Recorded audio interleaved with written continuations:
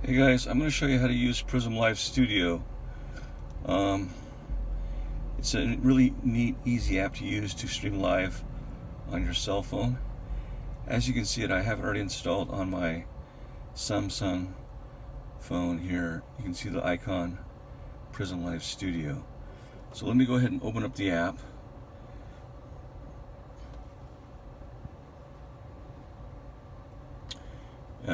You always want to make sure that, so when it comes up, it'll show your icon, your YouTube icon right here. So that means that the camera is has a rotation on it. So the neat thing about Prism Live Studio is that you can, if you go over here, you'll need to go to your media, and you can select like videos or little short things that you want to have play on your live stream. So for example, I have it can be a little video like this one right here is what I like to use. Thanks for watching. So I can play this on the live stream. And let me see here. So to get out of it, I just have to X up. Right here, there's a little X that you need to X out of.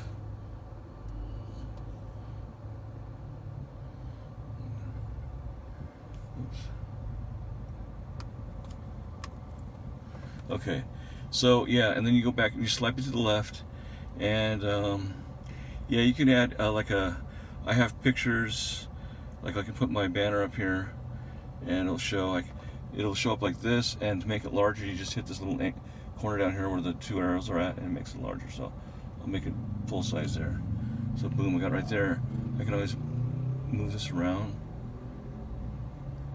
You can see I can move it around on the phone. Okay, so what this does, it's kind of nice that if you have a picture, and let's say for example if you're doing something, you don't want the stream or the chat to know that you're doing something, you can put this picture up to block, or in other words, to basically cover up your camera, if you have it facing forward or backwards. So I like this feature. Unfortunately YouTube does not have that feature, but Prism Live Studio does. So let me go ahead and close this up. Click the X up here. Oops. Okay. Now the other feature I do like about is that when you want to add, for example, widgets, alerts, you need to go to click this button, which is the widget button, and you need to type in web, and then you have to type in the what you do is you go to your Streamlabs, or you go to donationalerts.com, and you copy the URL for your alerts. So like, for example, if you go to Streamlabs, there's a little place up there where it asks you to copy, and you can copy and paste your alert for like a TTS or media. You have to do one for one, so one for media, one for TTS, and then you just paste it in here, and then you will lock it in and save it. So I've already have it set up in mine, but you can see that like when you do it, it'll automatically show up. Like for example, here's my alerts for donations, so that way the donation will play on the stream. Okay, let me go back and take that off. Alright, so every time before you start a stream, you have to click on your media alerts, whether they're getting them from Streamlabs or from donation alerts. And I believe the TTS on media, TTS and media alerts can be played from Streamlabs. I have not received a donation where a media alert from Streamlabs has played, but for donation alerts, it works perfectly fine. You want to go into the donationalerts.com and streamlabs.com and make your adjustments to make sure that you can either set up your TTS for $2 or your media for $3 or $4 or whatever. Okay, and then you want to block certain words, whatever. What I like too about this feature go back in here. If you go into music, I have music that I have on my library of the phone, or I can go on my device and I can pick songs out if I choose to play music while I'm on the stream. These are copyrighted music songs, so I don't want to play them. But if I decide that, hey, I want to, play a song, I can do that. So you have the opportunity of playing media files, music, and then you also have this really cool thing which is text. So you can basically type in something here, and it'll show up on your screen. Like I'll show you, I have something here. Go back here. So I have like this little thing says copyright music, just a sec, which means I'm going to be playing some music, so the copyright music is not heard if I'm streaming live. So that's kind of cool. But yeah, you can put little messages in there and type it out. So I'll just click on it and I'll close it out.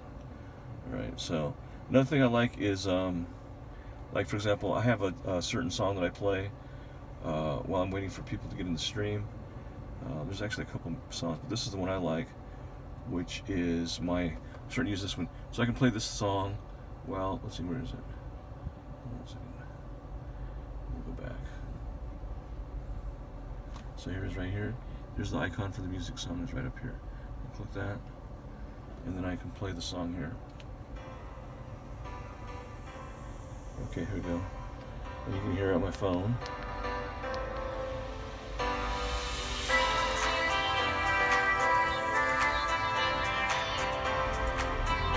This is what's really awesome about Prism, is that you can play music. So I can usually play that before I stream. Right here, stop down here. Yeah, so that's really cool. I like that option there. Let me see, what else can I tell you about? So yeah, other than they have like, here's another thing too, is when you're streaming, you want to make sure your mic button's on. You can always take it off and put it on. But really what's important is the front-facing camera. You want to have that on, and the reason being is because that way when you have something like lettering on your t-shirt or behind you, it'll show mirrored. It'll just, so people can read it. Otherwise, you'll see some streamers, they'll have like the lettering reversed, or and you can't read it. And the reason why is because it's not mirrored. So you want to make sure you do that. Before this, on the settings, you can go to, let's see here, well, not here, but yeah, you can go to settings and you can make sure that it's going to stream at 1080p at 30 frames per second, depending on what your camera has.